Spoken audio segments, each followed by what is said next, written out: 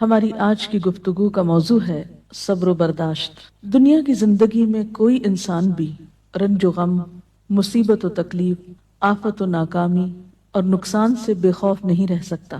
ہر انسان پر کسی نہ کسی وقت ایسی چیز آتی ہی ہے جو اسے ناگوار ہوتی ہے، جو اسے ناپسند ہوتی ہے، اور یوں بسا اوقات انسان کو ناپسندیدہ حالات میں ڈال کر اس کی آزمائش کی جاتی ہے۔ قرآن پاک میں اللہ تعالیٰ فرماتے ہیں وَنَبْلُوكُمْ بِالْخَيْرِ وَالشَّرِّ فِتْنَةً، ہم تمہیں اچھے برے حال میں مبتلا کر کے تمہاری آزمائش کریں گے۔ ایک اور جگہ پر فرمایا خَلَقَ الْمَوْتَ وَالْحَيَاةَ لِيَبْلُوَكُمْ أَيُّكُمْ أَحْسَنُ عَمَلًا، اس نے موت اور زندگی کو بنایا تاکہ وہ تمہارا امتحان لے کر دیکھے، تمہیں آزما کر دیکھے کہ تم میں اچھے کام کون کرتا ہے۔ اچھے وقت میں، اچھے حالات میں اچھا بننا، موافق ماحول میں، خوشگوار حالات میں، یہ مشکل نہیں ہوتا، لیکن اس وقت اچھا بن کے دکھانا جب انسان پر ایسے حالات آئیں جو اس کے لیے تکلیف اور پریشانی کا باعث ہوں، اس کی مرضی کے مطابق نہ ہوں۔ ایسے میں ہی کسی انسان کا صحیح طور پر پتہ چلتا ہے کہ وہ دراصل کیسا انسان ہے۔ اب جب بھی کوئی مشکل آتی ہے یا مصیبت آتی ہے تو اس وقت انسان کے سامنے دو راستے ہوتے ہیں۔ ایک تو یہ کہ اس مشکل یا مصیبت کا صحیح طور پر مقابلہ کرے، اس میں مثبت رویہ اختیار کرے، صبر سے کام لے، اور دوسرا راستہ یہ کہ انسان اس پر چیخے چلائے، پریشان ہو، حواس کھو بیٹھے، مایوسی کا شکار ہو۔ اب ان دونوں راستوں کو دیکھ کر آپ خود فیصلہ کر سکتے ہیں کہ کون سا راستہ آپ کے حق میں زیادہ مفید ہو سکتا ہے۔ کسی بھی آنے والی مشکل یا آزمائش کو اگر انسان رب کا فیصلہ سمجھ کر قبول کر لیتا ہے تو اس صورت میں انسان کے اندر صبر آ جاتا ہے، اور اگر انسان مایوس ہوتا ہے، اس فیصلے کو قبول نہیں کرتا، اللہ سے ناراض ہوتا ہے، تو حاصل کچھ بھی نہیں ہوتا، اس اجر کو بھی چھوڑ بیٹھتا ہے جو صبر کی صورت میں اسے اس مصیبت پر مل سکتا تھا، اس سے بھی ہاتھ دھو بیٹھتا ہے، اور دوسری طرف مسئلہ حل بھی نہیں ہوتا۔ اس کے برعکس جو لوگ مصیبت پر صبر کرتے ہیں ان کے بارے میں قرآن پاک میں آتا ہے وَبَشِّرِ الصَّابِرِينَ الَّذِينَ إِذَا أَصَابَتْهُمْ مُصِيبَةٌ قَالُوا إِنَّا لِلَّهِ وَإِنَّا إِلَيْهِ رَاجِعُونَ أُولَئِكَ عَلَيْهِمْ صَلَوَاتٌ مِّن رَّبِّهِمْ وَرَحْمَةٌ وَأُولَئِكَ هُمُ الْمُهْتَدُونَ، اور خوشخبری ان لوگوں کو دیجیے جو مصیبت پر صبر کرتے ہیں اور کہتے ہیں کہ ہم اللہ کے ہیں اور اللہ ہی کی طرف ہمیں واپس جانا ہے۔ ان لوگوں پر ان کے رب کی طرف سے بڑی عنایات ہوں گی اور اس کی رحمت ہوگی، اور ایسے ہی لوگ راہ ہدایت پر ہوتے۔ گویا مصیبت کے وقت صبر کرنے والا اللہ تعالیٰ کی خاص رحمت اور عنایت کا مستحق ہو جاتا ہے۔ یہاں ایک سوال یہ پیدا ہوتا ہے کہ اگر انسان اللہ تعالیٰ کا محبوب ہے اور اللہ تعالیٰ اپنے بندوں سے پیار کرتا ہے تو پھر انہیں مشکل میں کیوں ڈالتا ہے، ان کا امتحان کیوں لیتا ہے؟ تو بات یہ ہے کہ دنیا میں بھی امتحان کے بغیر انسان کی اصل قدر و قیمت سامنے نہیں آتی۔ مثلا ایک ماں اپنے بچے سے پیار کرتی ہے لیکن اس کو اسکول بھیجتی ہے، جب امتحان کا وقت آتا ہے تو گھر نہیں بٹھا لیتی، امتحان کے لیے بھیجتی ہے تیار کر کے، اور امتحان سے جب بچہ گزرتا ہے تو ہی وہ پہچانتا ہے کہ اب وہ کس قابل ہے۔ کامیابی امتحان کے بعد ہی آتی، بغیر امتحان کے تو کامیابی کا تصور ہی نہیں۔ اسی طرح ہم دیکھتے ہیں کہ دنیا کی تاریخ میں جس طرح کے بھی لوگ آئے، خواہ وہ نیک آئے یا بد آئے، اچھے یا برے، انبیاء اور صالحین تھے یا فاسقین و فجار تھے، آزمائشیں ہر ایک کی زندگی میں آئیں۔ اس دنیا میں سب کو امتحانوں سے گزرنا پڑا۔ ہاں یہ فرق ضرور ہے کہ اللہ کے پیاروں نے اللہ کی طرف سے آئے ہوئے امتحان پر کبھی شکوہ نہیں کیا، بے صبری سے اور جلد بازی سے کام نہیں کیا، بلکہ اس کے برعکس صبر سے کام لیا۔ نبی صلی اللہ علیہ وسلم نے فرمایا کہ اذا احب اللہ قوما، جب اللہ کسی قوم سے، کسی گروہ سے محبت کرتا ہے، ابتلاہم، تو ان کو آزما لیتا ہے۔ گویا آزمائش اللہ کی طرف سے کسی ناراضگی کی علامت ہی نہیں بلکہ بسا اوقات وہ اس کی محبت کی علامت ہوتی۔ پھر فرمایا کہ جو شخص اس پہ راضی ہو جاتا ہے اللہ اس کے لیے راضی ہو جاتا ہے، اور جو ناراض ہوتا ہے اللہ تعالیٰ اس سے ناراض ہو جاتا ہے۔ لیکن وہ لوگ جو کسی بھی دکھ، تکلیف اور آزمائش کے وقت صبر کرتے ہیں تو ان کے بارے میں خوشخبریاں بھی ہیں۔ ایک جگہ پر آتا ہے ان اللہ مع الصابرین، اللہ صبر کرنے والوں کے ساتھ ہے۔ وبشر الصابرین، صبر کرنے والوں کو بشارت دے دو، اور قیامت کے دن تو صبر کرنے والوں کا اجر بے پناہ ہے۔ حدیث میں آتا ہے قیامت کے روز دنیا میں عافیت سے رہنے والے جب آزمائش میں مبتلا لوگوں کے اجر کو دیکھیں گے، یعنی قیامت کے دن جو ان کو اجر ملے گا اس کو دیکھیں گے تو تمنا کریں گے کہ اے کاش دنیا میں ہماری جلد کینچیوں سے کاٹ دی جاتی اور ہم بھی صبر کرتے اور آج ہمیں بھی اتنا بڑا اجر ملتا۔ اور اس کے علاوہ جو بھی مصیبت، تکلیف، حتیٰ کہ کانٹا بھی چبھتا ہے بندہ مومن کو، تو اللہ تعالیٰ اس کے بدلے میں بھی انسان کے گناہ معاف کرتا رہتا ہے۔ اس لیے کبھی بھی اس بات پر پریشان نہیں ہونا چاہیے کہ کوئی مصیبت جو آ گئی تو یہ شاید اللہ تعالیٰ کی ناراضگی ہی کا ذریعہ ہے، نہیں، اسی پریشانی میں آپ اللہ کی رضا کو بھی پا سکتے ہیں۔ نبی صلی اللہ علیہ وسلم نے فرمایا، جس مسلمان کو کوئی قلبی اذیت، جسمانی تکلیف، بیماری، رنج، دکھ، غم، کچھ بھی جو پہنچتا ہے، حتیٰ کہ اگر اسے کانٹا بھی چبھ جاتا ہے اور وہ اس پہ صبر کرتا ہے تو اللہ تعالیٰ اس کے بدلے اس کے گناہوں کو معاف کر دیتا ہے۔ اس لیے تکلیف مانگنی تو نہیں چاہیے، عافیت کی دعا پسندیدہ ترین دعاؤں میں سے ہے، لیکن اگر تکلیف آ جائے تو اس پر واویلا نہیں کرنا چاہیے، اس کو اللہ کا فیصلہ سمجھ کر قبول کر لینا چاہیے اور اس وقت صبر سے کام لینا چاہیے۔ اب سوال یہ پیدا ہوتا ہے کہ صبر کیا کیسے جائے؟ تو اس کے لیے شعوری کوشش کی ضرورت ہوتی ہے۔ حدیث پاک میں آتا ہے من یتصبر یصبرہ اللہ، جو صبر کرے گا اس کو اللہ صبر دے دے گا۔ تو گویا سب سے پہلے نیت اور ارادے کی ضرورت ہے، اللہ کے فیصلے کو قبول کرنا، ایکسپٹ کر لینا کہ جو ہونا تھا ہو گیا، آپ اسے تبدیل نہیں اب کر سکتے۔ مثلا کوئی شخص فوت ہو گیا، آپ اس کو دنیا میں لا تو نہیں سکتے، اب کیا اللہ کے فیصلے کو قبول کر لیجئے اور اس طرح بہیو کیجئے کہ اللہ راضی ہو جائے کہ ہاں اس میرے بندے نے میری بات کو قبول کر لیا، اس کا برا نہیں مانا۔ پھر اسی طرح انسان اپنے رب کی طرف سے ملنے والی نعمتوں کو اس موقع پہ یاد کرے۔ جب ایک چیز جاتی ہے تو بہت سی ہمارے پاس بھی تو ہوتی ہیں، عموماً ہم اس کے پیچھے تو بہت روتے ہیں جو چلی جاتی ہے، اور جو نعمتیں ابھی ہمارے ہاتھ میں ہیں، ابھی ہمارے پاس ہیں، ان پر ہماری توجہ ہی نہیں جاتی۔ مثلا خدا نخواستہ بچوں میں سے اگر ایک فوت ہو گیا تو باقی تو ہیں، اگر خدا نخواستہ اولاد نہیں تو والدین تو ہیں، وہ نہیں بہن بھائی تو ہیں، صحت سلامتی عطا کی ہے، ساری نعمتیں اگر انسان ان کا احساس کرتا رہے، ان کا ذکر کرتا رہے، ان کو تسلیم کرتا رہے تو انسان کے اندر صبر و رضا کی کیفیت پیدا ہوتی ہے۔ اور پھر اگر پھر بھی دل میں صبر نہ آئے تو ان لوگوں کے حالات پر نظر ڈالی جائے جو ہم سے زیادہ مصیبتوں کا شکار ہیں۔ اگر ہم کسی ایک بیماری میں خدا نخواستہ مبتلا ہیں تو ان لوگوں کو جا کر ہسپتالوں میں دیکھیے جو ایک وقت میں کئی ایک بیماریوں میں مبتلا ہیں۔ تو ہمیشہ تکلیف میں اپنے سے بڑی تکلیف والے پہ نظر ڈالیں گے تو اپنی بھول جائیں گے۔ اور اس کے ساتھ ساتھ یہ ہے کہ انسان کو دعا بھی کرتے رہنا چاہیے۔ قرآن پاک میں بھی ایسی دعائیں ملتی ہیں جیسے ربنا افرغ علینا صبرا وتوفنا مسلمین، ربنا افرغ علینا صبرا وثبت اقدامنا، ان دعاؤں کو بھی پڑھنا چاہیے۔ اسی طرح حضرت ابن عباس کا بیان ہے کہ نبی صلی اللہ علیہ وسلم جب کسی رنج و غم میں مبتلا ہوتے تو یہ دعا کیا کرتے تھے، لا الہ الا اللہ رب العرش العظیم، لا الہ الا اللہ رب السماوات و رب الارض و رب العرش الکریم۔ تو اللہ کا ذکر، اس کی دی ہوئی نعمتوں کا شکر انسان کے لیے صبر کے معاملے کو آسان کر دیتا ہے۔ اور حقیقت یہ ہے کہ صبر سے بڑھ کر کوئی چیز نہیں جو انسان کے لیے اتنی فائدہ مند ہو، جیسا کہ ایک بخاری کی حدیث میں آتا ہے، ما اعطی احد عطاء ما اعطی احد عطاء خیرا و اوسع من الصبر۔ صبر کی توفیق سے بڑھ کر سمجھ لو کہ بہتر اور عمدہ نعمت کسی اور کو نہیں ملی۔ یعنی جس کو صبر کرنے کی توفیق ہو گئی، ہمت ہو گئی، تو سمجھ لیجئے کہ اس کو سب سے بڑھ کر نعمت مل گئی۔ یہ توفیق رب کی نعمتوں میں سے ایک بڑی نعمت ہے۔ اور ایک اور روایت میں تو صبر کو آدھا ایمان کہا گیا، صبر نصف الایمان۔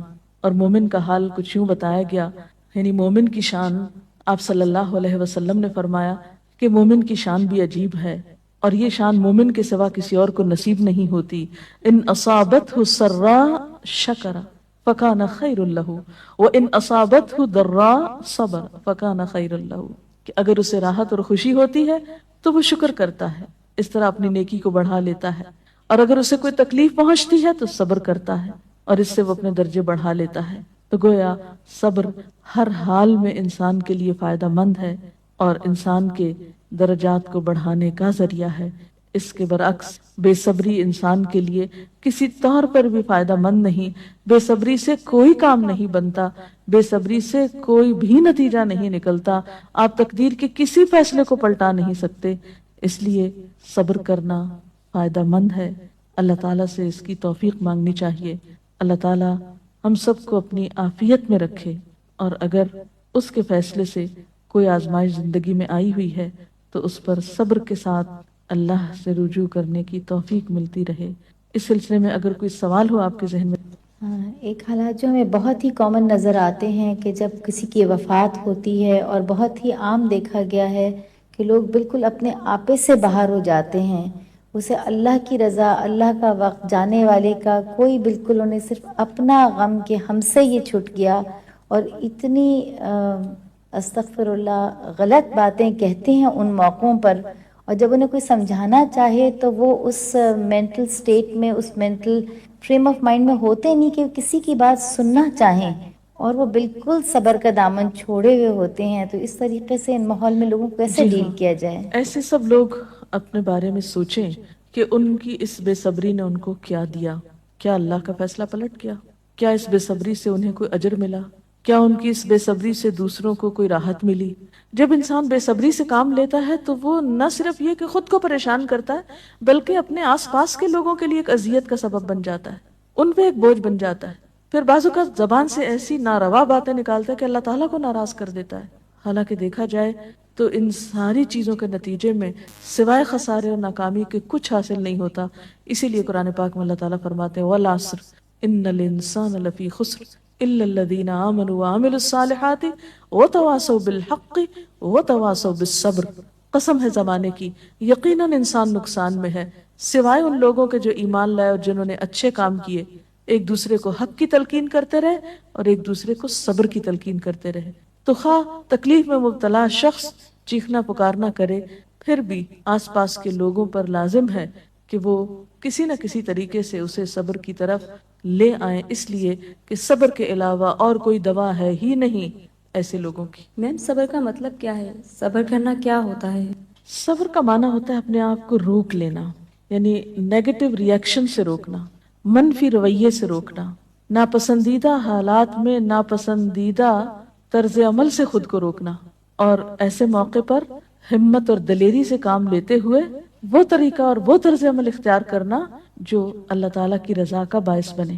انسان اسفل سافلین میں نہ جا گرے، اپنے درجے سے انسانیت سے نیچے نہ اترے، اپنی زبان اپنے طرز عمل سے کوئی ایسا مظاہرہ نہ کرے جو انسانیت کے خلاف ہو، ایک مسلمان کی شان کے خلاف ہو، جو اللہ کو ناراض کرنے والا ہو۔ اسی رویے کا نام صبر ہے۔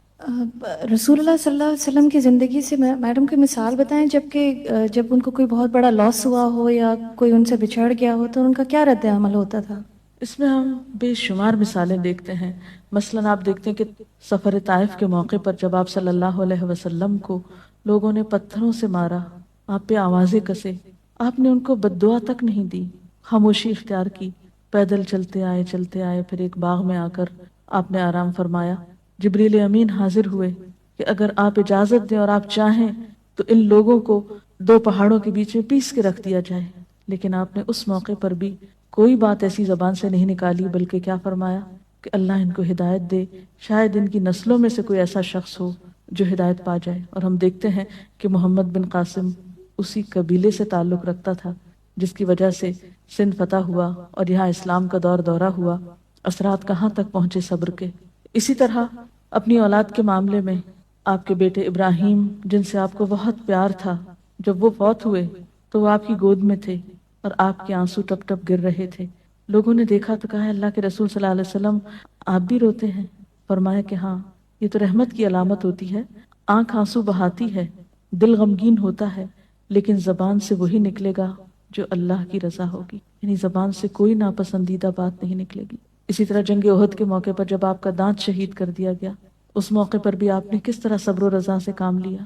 تو گویا خواہ کوئی جسمانی تکلیف ہوئی آپ کو، یا اولاد کی طرف سے تکلیف اور غم پہنچا، یا اللہ کے راستے میں جب کہیں ستائے گئے، تو کسی بھی موقع پر آپ نے کبھی کوئی ایسا طریقہ اختیار نہیں کیا کہ جو اخلاق سے کم ہو۔ اسی لیے آپ کو یہ اعزاز نصیب ہوا کہ انک لعلی خلق عظیم، بے شک آپ اخلاق کی عظمتوں پر فائز ہیں۔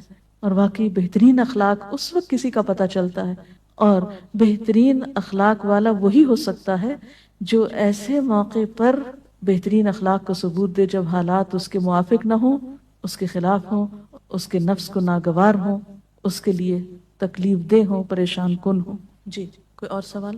یہ صبر کے معاملے میں ہم عورتیں جو ہیں عموماً بے صبری کا زیادہ مظاہرہ کرتے ہیں، خاص کر جیسے کہیں اموات ہو جائے یا کچھ ہو جائے. لیکن کچھ ایسی خواتین بھی ہوتی ہیں جو ایسے اس وقت بہت زیادہ صبر کرتی ہیں، لیکن پھر وہی ہماری جو ہم عورتیں جو ہیں اس وقت اس کو یہ طعنہ دیتی ہیں بہت سنگ دل ہے، سخت دل ہے، اور وہ الٹا اس کو متاثر ہونے کے بجائے اس کو زیادہ اس کو کرنے کے بجائے اس کو طعنے دے کے معاشرے میں اس کا جینا زیادہ. تو اس معاملے میں جو ہے امہات المومنین کی کوئی ایسی مثالیں ہوں جو کہ بھئی اس طرح انہوں نے تکالیف میں صبر کیا، اور ہم عورتوں کا ایسے معاملے میں کیا کردار ہونا چاہیے کہ ایسے جو صبر کرتی خواتین؟ اس میں آپ دیکھیے کہ حضرت ام سلیم ہیں جن کا بچہ بیمار ہے، شوہر بیمار بچے کو چھوڑ کر جاتے ہیں، واپس آتے ہیں تو بچہ فوت ہو چکا ہوتا ہے. بیوی بہت صبر سے کام لیتی، یعنی ام سلیم جو ہے بہت صبر سے کام لیتی ہیں، بچے کو ڈھانپ دیتی ہیں، شوہر کا استقبال کرتی ہیں، ان کو کھانا کھلاتی ہیں، آرام کرنے دیتی ہیں، اور پھر بہت عمدہ طریقے سے ان سے کہتی ہیں کہ اچھا ابو طلحہ یہ بتاؤ کہ اگر کوئی شخص تمہارے پاس اپنی امانت رکھے اور پھر امانت لینے کے لیے آ جائے تو تم کس طرح واپس لوٹاؤ گے؟ تو کہنے لگے کہ خوشی کے ساتھ لوٹاؤں گا. پوچھا تم ناراض تو نہیں ہوگے کہ وہ اپنی امانت کیوں لینے کے لیے آ گئے، یعنی واپس کیوں لے رہا ہے؟ کہا کہ نہیں، ناراضگی کس بات کی؟ تو کہنے لگے کہ دیکھو تمہارا بچہ تمہارے پاس اللہ کی امانت تھا، تمہاری ملکیت نہیں تھا، اللہ کی طرف سے ایک نعمت ملی ہوئی تھی، اللہ تعالیٰ نے اس کو واپس لے لیا. یعنی کس قدر خوبصورت انداز میں وہ اپنے بچے کی وفات کی خبر اپنے ہی شوہر کو دیتی ہیں، کوئی رونا دھونا نہیں، کوئی واویلا نہیں، کچھ بھی نہیں. اسی طرح جنگ احد میں ایک صحابی ہیں جن کے شوہر، جن کے بیٹے، جن کے باپ، جن کے بھائی شہید ہوتے ہیں، ان کو ہر ایک کی شہادت کی خبر سنائی جاتی ہے، لیکن وہ کہتی ہیں مجھے اللہ کے رسول صلی اللہ علیہ وسلم کے بارے میں بتاؤ کہ ان کا حال کیا ہے. اتنے رشتوں کے جانے پر کس قدر صبر سے کام لے رہی ہیں. ایک نہیں بے شمار مثالیں ایسی ہیں، اور اسلام تربیت بھی ایسے ہی کرتا ہے انسان کی. عرب کی ایک مشہور شاعرہ ہیں مرثیہ نگار، دور جاہلیت میں ان کا بھائی صخر فوت ہو گیا، بھائی سے بہت محبت تھی. اس کے فوت ہونے پر بہت دردناک مرثیہ لکھا. کہتی ہیں کہ این یجودا ولا تجمدا الا تبکیانی لصخر الندى، اے میری دونوں آنکھوں بس بہتی ہی رہو، کیا تم صخر بھائی کا نام تھا، صخر کے لیے روگی نہیں جو بہت ہی سخی تھا، خود بھی روتی تھی اوروں کو بھی رلاتی تھی. اور اس کے ساتھ ہی یہ کہ سیاہ رنگ کی کہتے ہیں کہ اس نے چولی پہن رکھی تھی کہ مرتے دم تک نہیں اتاروں گی، یعنی ہر وقت ایک غم کا سمبل بنی ہوئی تھی. جب اسلام لائیں، ایمان لائیں، تو اس کے بعد ایک جنگ میں ان کے 4 بیٹے اکٹھے شہید ہوئے اور ایک آنسو نہیں بہایا، انتہائی صبر کا مظاہرہ کیا. وہ خاتون جو دور جاہلیت میں ایک بھائی کی وفات پر مسلسل روتی تھی، ایمان لانے کے بعد اس پر بھی صبر آ گیا اور اپنے بیٹوں کی شہادت پر اللہ کا شکر ادا کیا.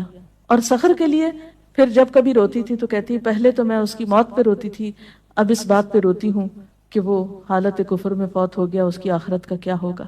تو جس شخص کو غم آخرت لگ جائے وہ دنیا کے غم بھول جایا کرتا ہے. اور یہ ایمان ہی ہے سچا ایمان جو انسانوں کو اندر باہر سے بدلتا ہے. اللہ تعالی ہمیں بھی بہترین مومن بنائے. اس کے ساتھ ہی آج کا پروگرام ختم ہوتا ہے، اجازت چاہتے ہیں. السلام علیکم ورحمۃ اللہ وبرکاتہ. سبحانک اللہم وبحمدک، نشہد ان لا الہ الا انت، نستغفرک ونتوب الیک. اللہ اکبر اللہ اکبر لا الہ الا اللہ واللہ اکبر اللہ اکبر وللہ الحمد.